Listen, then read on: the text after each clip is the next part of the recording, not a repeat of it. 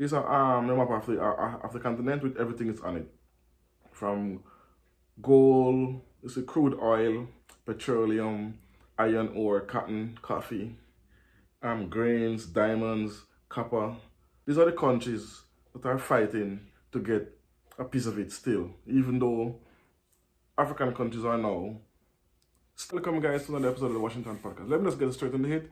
President Macron is visiting Africa in a couple of hours, which is on Wednesday. This is Tuesday now, so in the next couple of hours he'll be in Africa. Because recently, Mali and Burkina Faso, these two countries in Africa, just tell the French ambassador to leave and take his French army with him and go and don't come back. So I think he's going over there now to smooth out things, but let's listen to what he said. He keep a press conference and let's listen to it and then comment after. Four-nation tour of Africa on Wednesday. The French president will first jet to Gabon for an environmental summit, then fly to Angola before heading off to the DRC and then the Republic of Congo. Macron's announcement also comes at a time when anti-French sentiments have increased in some former French colonies, including Mali and Burkina Faso. French troops have been helping some of its former colonies in the fight against the insurgency in the Sahel region in the last decade, including Chad and Niger. Macron has, however, clarified the move is not necessarily a withdrawal of troops, but a reorganization of French forces' presence on the continent. Some of the countries that had military cooperation with France have since turned to Russia to assist them fight militants. Mali and Burkina Faso have in the recent past asked French ambassadors to leave and also requested French troops to exit. Basically, the logic is that our model must no longer be that of military bases as they exist today. In the future, our presence will be in bases, schools and academies that will be co-managed. They will be staffed by French personnel who will remain, albeit at lower levels, and by African personnel. And they will also be able to welcome other partners if our African partners so wish, and on their terms. I personally have no nostalgia for France's sphere of influence over former colonies in sub-Saharan Africa, but I do not want to leave an absence or a void behind. As much as I do, and above all, beyond my own contribution, you will be the heart of this partnership, and your own commitment will give full meaning to the political choice we have made with our parliament to enhance and make safe this partnership policy with, once again, unprecedented funding. So here you see he's saying, oh, they don't want to have a military presence and it's a restructuring. No, that's not the case. Because why is it just now the French government is realizing that they don't want to have a military presence in Africa? They want to do more of a help them with schools and play a smaller role and make the Africans go ahead, and they're gonna get more aid to them and all this good stuff. Where was all this good stuff all those decades ago when they was reaping the benefits of all those colonies they have in Africa? Now, because Africa has become, a lot of countries in Africa is now independent. It's an independent sovereign country. All 55 of them. They're no longer colonized. They have their own government. They have their own police force. They have their own everything. So it's a sovereign state now. So why, when they colonized the country, they didn't know that they needed schools, they needed infrastructure, they needed aid to help build and teach kids and professors and all this? It's because China is now doing all of this, putting in infrastructure, as electrical grids, water companies, roads, infrastructure, all of this good stuff. So now you have every country rushing to Africa now.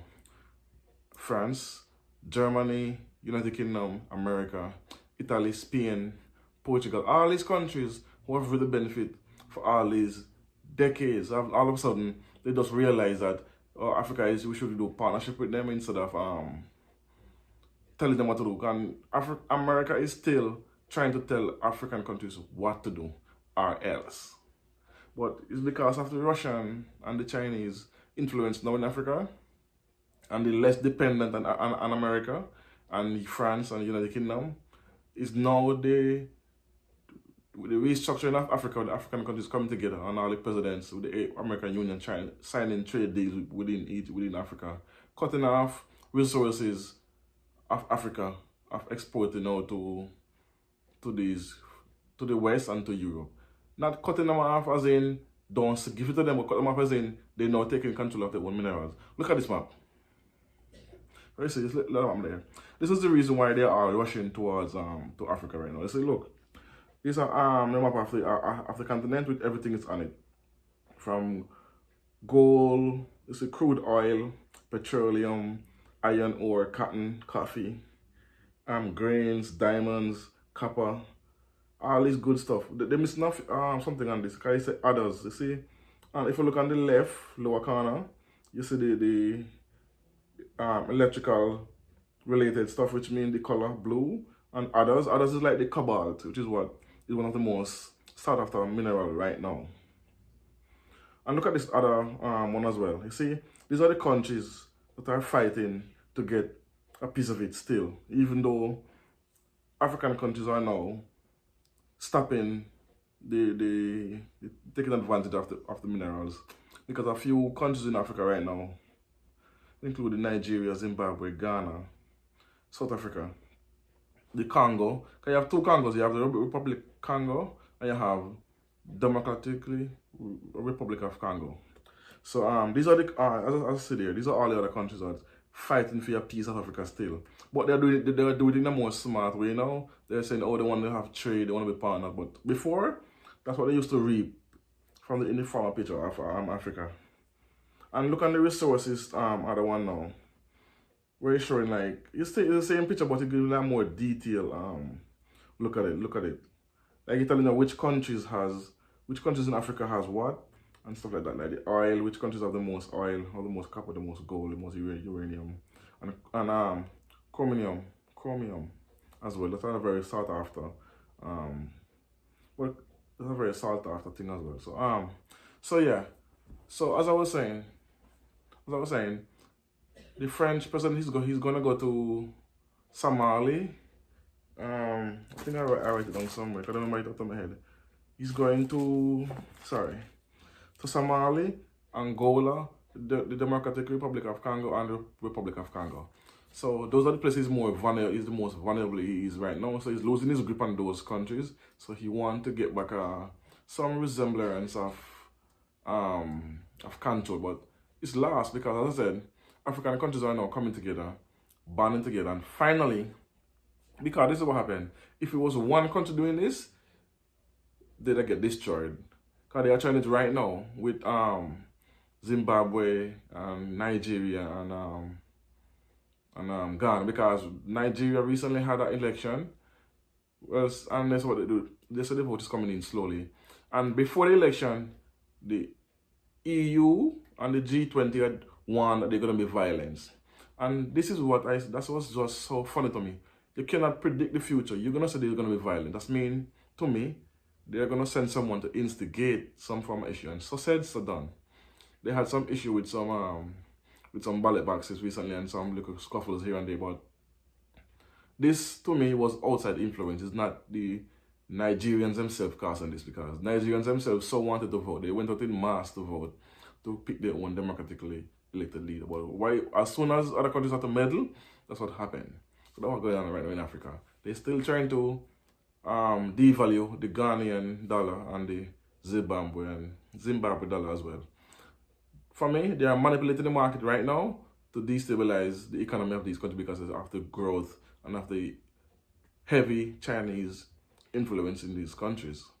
And it's a fact, because they get so pissed off when Ghana did the gold for oil, and they get so angry when Zimbabwe did the gold coin.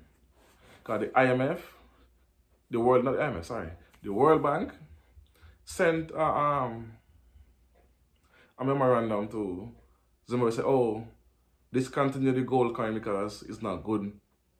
It's not a fact that it's not good, because it's gold. It's backed by it's a gold coin. Zimbabwe have a lot of gold. Ghana have a lot of gold.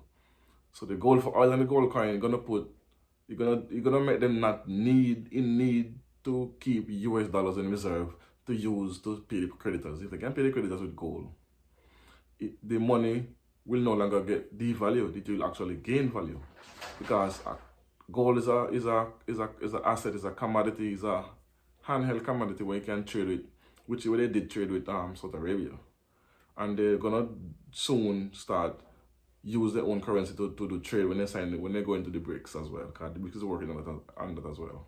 Because they're gonna have a gold-backed currency and an oil-backed currency, which is gonna be strong, so there'll be no need for the American currency, which is the US dollar, anymore. And quick note, Saudi Arabia is also joining BRICS, right? So that means when Saudi Arabia said that they're no longer gonna take the US dollars as the main petroleum currency, then everything gonna change. So anyway, hope you learn a little on this little nugget of mine for the day. So don't know. You learn, we all learn together and explore, and keep an eye on Africa, because it's the place to be right now for all of my diasporas. Once you're an African, once you're black, you're an African. So let's go there and start to invest in our own selves and in our own culture, because the West don't like black people. We know this. Everything is racism is ingrained in the society, and we cannot stop it. But not because I'm gonna go to Africa, that doesn't mean I'm gonna go over there naive with naivety. It's still people. It's still a country that have some people that don't have good intentions. So do your due diligence whenever you travel to anywhere. Period. Before you start to just move there and go live. Get some information. Get someone who's already there to give you the ins and outs on how the country works, how the currency works, and everything before you jump over there. I'm going to visit myself to make sure. So yeah. So thanks for watching. I don't know. Peace. One love. Boom.